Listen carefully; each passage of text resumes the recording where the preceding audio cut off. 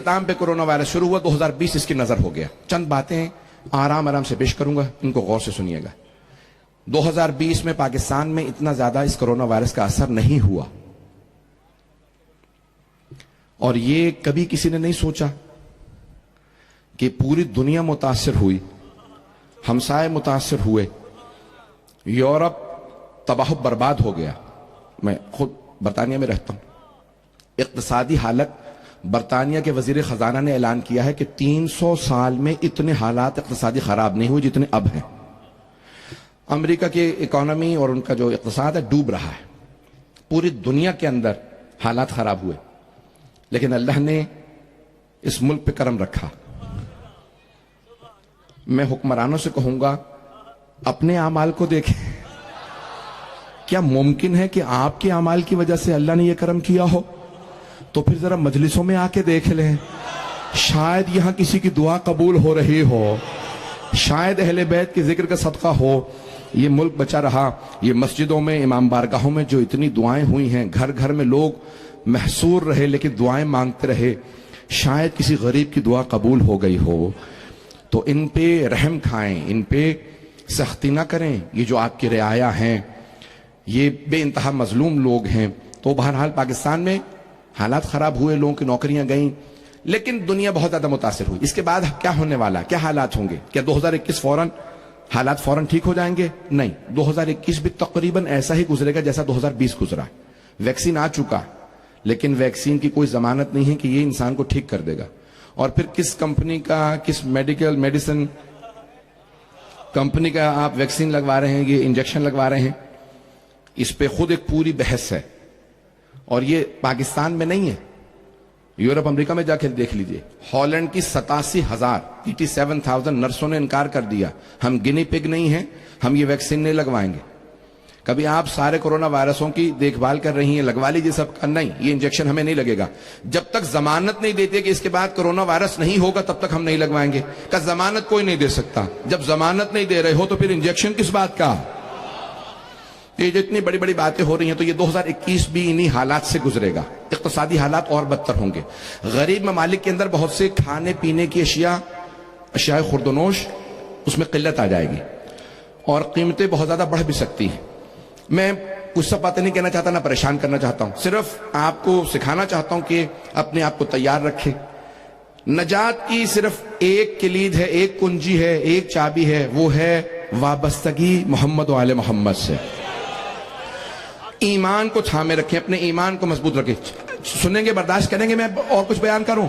तो अज़ीज़ान गिरामी, अभी हालात इक़्तिसादी, फिर उसके बाद एक ये सब कुछ लाया गया है एक नया दुनिया के अंदर निजाम लाने के लिए। सियासी नया निजाम आएगा दुनिया में इसके बाद। अब वो कब आता है? और नई दुनिया नहीं बनेगी जो 20, 30 साल, 40, 50 साल बाद होने वाला था, वो आइंदा 5 से 10 साल में सब कुछ हो जाएगा। यानी जो दुनिया में इक़्तिसादी तब्दीलियां आने वाली थी, इकोनॉमिकल चेंजेस, पॉलिटिकल तब्दीलियां, जो दुनिया में सियासी तब्दीलियां आने वाली थी कि आइंदा चीन दुनिया के इक़्तिसाद का फैसला करेगा, ये सब कुछ वैसा ही होगा जैसा पहला होने वाला था। पहले 20-30 साल लगते हैं, 5 से 10 साल में सब कुछ हो जाएगा। मुझे पूरी तरह से एहसास है कि सब लोग खामोशी से मुझे बहुत गौर से सुन रहे हैं। एक पूरी सियासी इक़्तिसाद के लिहाज से, इकोनॉमिकली बहुत बड़ी बड़ी तब्दीलियां आएंगी। मैं कोई लेक्चर नहीं दे रहा हूं, कभी कोई सेमिनार मौका मिला तो पेश करूंगा। ये नोट, करेंसी, सिक्के खत्म हो जाएंगे। क्रिप्टो करेंसी या खुद डिजिटल करेंसी या इलेक्ट्रॉनिक करेंसी आ जाएगी। पूरी दुनिया में एक ही करेंसी होगी और वो आइंदा चीन रन करेगा, चाइना के हाथ में उसका इक़्तिसादी हो। कोई बात नहीं, ग्रामी नई करेंसियां आएंगी, ये सब नोट वगैरह खत्म हो जाएंगे, एक करेंसी राइज होगी दुनिया भर के अंदर। आइंदा 5 से 10 साल में सब कुछ हो जाएगा। 5 से 10 साल में ये सब नई करेंसियां ले आएंगे। चीन, इनका चाइना फैसला करेगा। पाकिस्तान को एक लिहाज से फायदा होगा क्योंकि इसका इल्हाक और इत्तेहाद अब चीन के साथ है। जो हालात थोड़े बहुत खराब हो रहे हैं, वो पाकिस्तान ने अपना किबला बदला है, मुझे परवाह नहीं।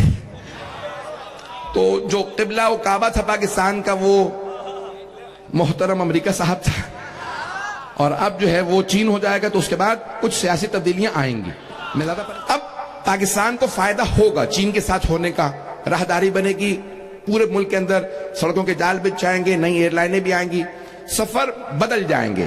چین نے کہا ہے کہ ہم پوری دنیا سے ون روڈ ون بیلٹ, ایک سلک روڈ کا جو تصور دیا ہے, ابرائے ریشم جو پوری سڑک بنے گی وہ بنائے گا. پوری دنیا میں بہت تیز ٹرینوں کا نظام لے کے آئے گا چائنا. آئندہ کاریں آہستہ آہستہ ڈرائیوروں کے بغیر چلیں گی. میں نے خود کئی ممالک کے اندر دیکھنا شروع کیا کہ کاریں آنا شروع ہو گئے. آٹونومس کار کہتے ہیں, آپ اس میں صرف ایڈریس ڈال دیں, پتہ ڈال دیں, پہنچا دے گی. آئندہ لوگ گاڑیاں خریدا نہیں کریں گے. بتاؤں یا چھوڑ دوں؟ فیضان گرامی, آئندہ لوگ گاڑیاں نہیں خریدیں گے. جرمنی میں یہ ابھی شروع ہو چکا ہے. میں جب جرمنی گیا ہوں تو میں نے خود دیکھا ہے کہ آپ ایئرپورٹ سے اترے, ایک صاحب مجھے لینے آئے. میں نے ان سے کہا بھائی سامان آپ نے لے لیا ہے؟ چل چل کے تھک گیا ہوں. کہاں جا رہے ہیں؟ کہا بھائی گاڑی دور ہے. انہوں نے موبائل نکالا, گاڑی پہ لگایا, دروازہ کھل گیا. یہ کیا ہے؟ کہا مولانا گاڑی میری نہیں ہے, میں نے ہائر کی ہے, فون پہ کوڈ موجود ہے, لگایا ہے, دروازہ کھل گیا. اندر چابی موجود ہے, سٹارٹ کی, الیکٹرک جو لگا ہوا تھا اس کے اوپر میٹر, اس کو فوراً اتارا, جس جگہ پہ مجھے لے کے جانا تھا وہاں اتارا, سامنے پارکنگ موجود تھی, وہاں پہ گاڑی پارک کر دی. آئندہ لوگ گاڑیاں نہیں خریدیں گے, اس طرح سے گاڑیاں چلیں گی بغیر ڈرائیور کے. دنیا کے اندر ہر 10,000 میں سے ایک گاڑی کا حادثہ ہوتا ہے. آئندہ وہ چیلنج کر رہے ہیں ہر 10 لاکھ میں ایک گاڑی کا حادثہ ہوگا. پریشان ہو گئے؟ اب تھوڑا سا اور پریشان ہو جائے. اور لوگ تنگ کنجسٹڈ آبادیوں میں نہیں رہیں گے, دور دور چلے جائیں گے. ابھی نئی جو ٹیکنالوجی آ رہی ہے, جو مختلف ایپس لائے جا رہے ہیں, جیسے زوم ہے, آہستہ آہستہ سب چیزیں, نوکریاں, ملازمتیں, سب کچھ کمپیوٹرائز ہو جائیں گی. لوگ باقاعدہ اپنے ایپ کے ذریعے, اپنے فون کے ذریعے, اپنے کمپیوٹر کے ذریعے, لیپ ٹاپ کے ذریعے اپنے سارے کے سارے کام کریں گے. پڑھائی بھی وہیں ہوگی اور تعلیم بھی وہیں ہوگی, نوکریاں بھی وہیں ہوں گی. بہت زیادہ 80% ایسی نوکریاں ایجاد ہوں گی جو ابھی نہیں ہیں آئندہ 5 سے 10 سال میں. جیسے اب سے 30 سال پہلے, پریشان اگر ہو رہے ہیں تو مجھ سے سن لیجئے, میں نے وعدہ کیا تھا. اب سے 30 سال پہلے اگر کوئی کہتا کہ کوڈک کمپنی تھی جاپان کی, فلم بناتے تھے, کیمرے ہوتے تھے جس کے اندر, اب نئے بچے نہیں سمجھیں گے, پرانے والے سمجھ سکتے ہیں حضرات. کیمرہ ہوتا تھا اور اس کیمرے کے اندر فلم ڈلتی تھی, اسے فلم کہا جاتا تھا. ریل ہوتی تھی, تصویریں لیتے تھے. وہ ریل باقاعدہ تصویریں چھاپنے کے لیے لیبارٹری جاتی تھی, پھر باقاعدہ تصویریں نکالی جاتی تھی. پوری دنیا میں 80-90% سے زیادہ ریلیں کوڈک کمپنی تھی جاپان کی, وہ باقاعدہ ایجاد کرتے تھے. کچھ اور کمپنیاں بھی تھی, امیر ترین کمپنیوں میں تھی. 1996 میں بینکرپٹ ہو گئی, ختم ہو گئی, دیوالیہ, ختم. کا کیوں؟ ڈیجیٹل کیمرے آ گئے, فون آ گئے, سب کچھ ختم.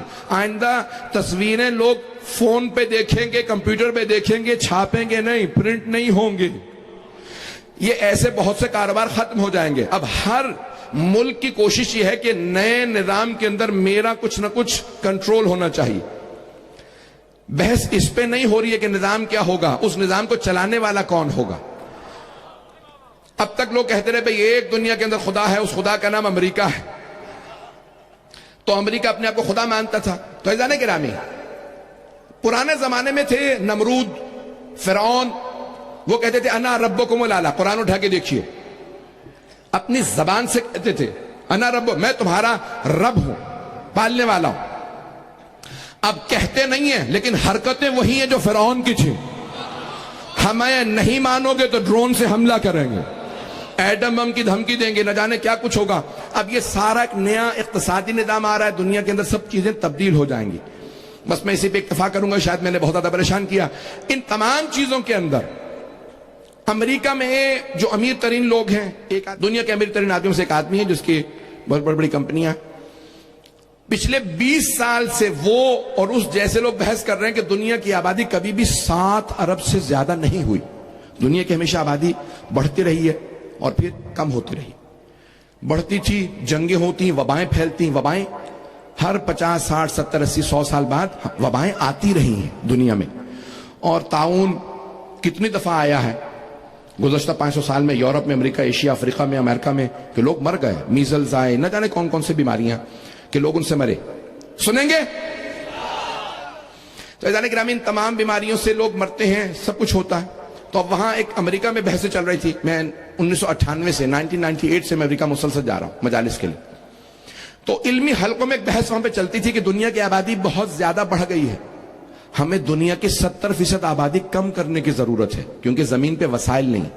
تو وہاں پہ جو خدا کو نہیں نہ مانتا، وہ نہ اسے رزاق مانتا ہے، نہ اسے کریم مانتا ہے، نہ اسے ستار مانتا ہے. تو اللہ عطا کرنے والا ہے. میں نے تو یہ تمام وہ چیزیں کہتے تھے 70% آبادی کم کرو. آبادی کم کرنے کے طریقے کیا ہیں؟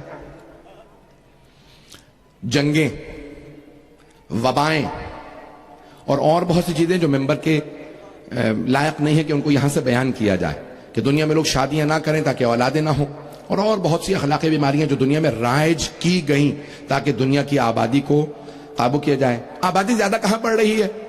ایشیا کے کچھ ممالک میں اور افریقہ میں. تو ان ملکوں میں زیادہ بیماریاں ہونی چاہیے. بیماریوں کے علاوہ ان کے اقتصاد کو خراب کرنا چاہیے، حکمرانوں کو خریدنا چاہیے کہ ان کو تعلیم نہ دیں.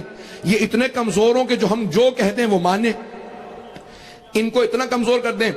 اگر امریکہ کے اندر گندم کی کاشت زیادہ ہو جائے تو افریقہ کے لوگ بھیک مانگتے رہیں کہ گندم زیادہ ہو گئی ہے. یہ 4000 ٹن، یہ 4 لاکھ ٹن گندم جو زیادہ ہوئی ہمیں دے دو، ہم بھوکے ہیں. تو کہا نہیں، گندم کی قیمت کم ہو جائے گی، سمندر میں ڈال دو، کھلائیں گے نہیں. یہ جتنا دودھ یا پنیر زیادہ ہوا سب سمندر میں، بحر اوقیانوس میں گرا دیا جائے، لیکن ہم قیمتوں کو اپنے قابو میں رکھیں گے. میں نے آج سب کچھ کہہ دیا. عزیزان گرامی، جب جناب امیر نے کہا ہے کہ حق کو لوگوں تک پہنچانا ہم پہ لازم و ضروری ہے. اللہم صل علی محمد و